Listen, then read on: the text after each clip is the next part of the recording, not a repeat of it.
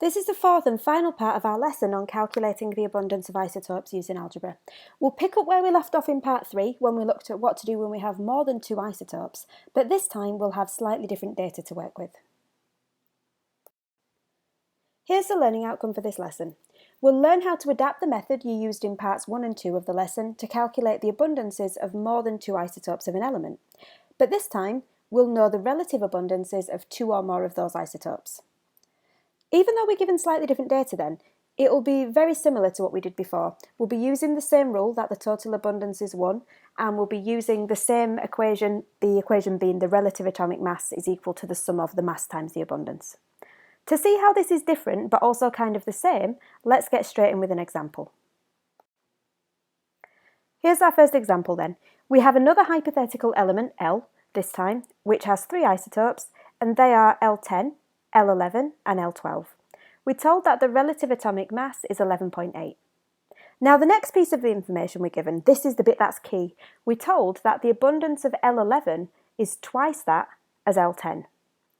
This is different than what we've seen before then. We don't know the actual abundances of any of these isotopes, but what we do know that whatever the abundances are, L11 will be twice that of L10.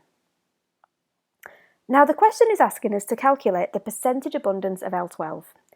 The way that we're going to go about this is exactly the same way as we've gone about every other question. We'll start by working out how to represent the abundances.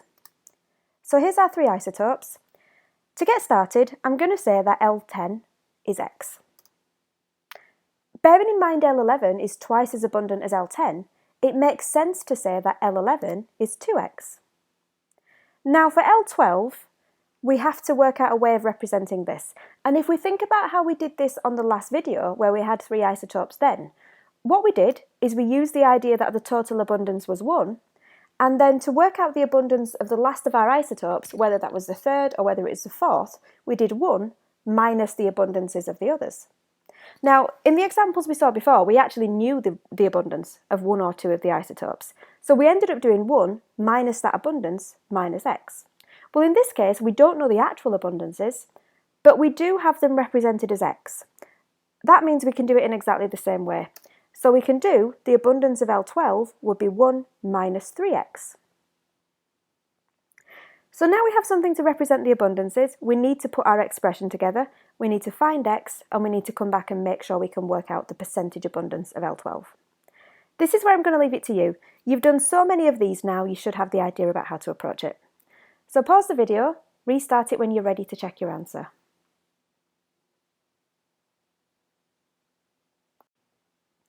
Okay, let's see how you've done. This is the expression I got. You can see I've ended up with 11.8 equals 10x plus 11 times 2x plus 12 times 1 minus 3x. I've just put the masses and the abundances in there as usual. Then I solved for x. Same steps as before. Expand the brackets, combine the x's, simplify the equation by subtracting 12 from both sides. That leaves me with minus 0.2 equals minus 4x. So rearranging that, I can do minus 0.2 divided by minus 4, and that leaves me with x equals 0.05. If you're struggling with any of this, this is the point where it's not really about the chemistry anymore, it's the maths that will be holding you back.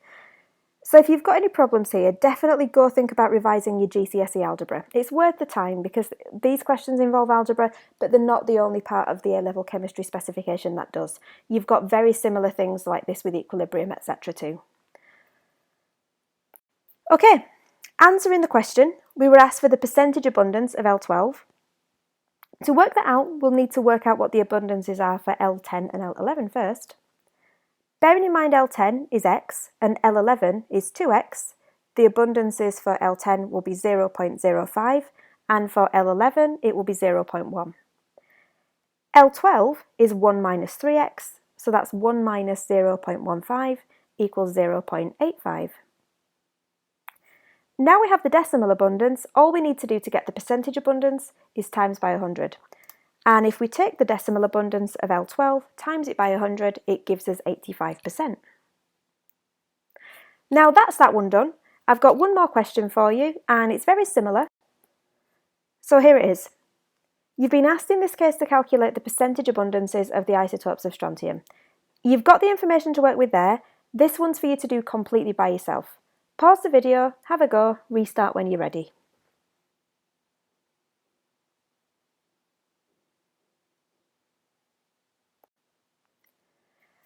Right, let's check your answer then. Now, the key piece of information we have here is that strontium-86 and strontium-87 are present in a 1-to-1 ratio. That means whatever the abundance of strontium-86 is, strontium-87 will be the same. Based on that, it makes sense to make strontium-86 and strontium-87 X. And then strontium-88 will be 1 minus 2X. That gives us the expression 87.7 equals 86X plus 87X plus 88 times 1 minus 2X. Now we need to use that to calculate the abundances of the percentage isotopes of strontium, so we need to solve for X first. Just going through this really quickly because you've seen this so many times now, you must be sick of hearing it. By expanding the brackets, combining the X's, simplifying the equation, we get X equals 0.1. Again, you see, we said before that 0.1 is a really common abundance for isotopes, so don't be confused by the fact that that keeps popping up. Now, we have X, let's go and answer the question. So strontium-86 and 87, they're both X, so they will be both 0.1. Strontium-88 will be 1 minus 2X, which gives us 0.8.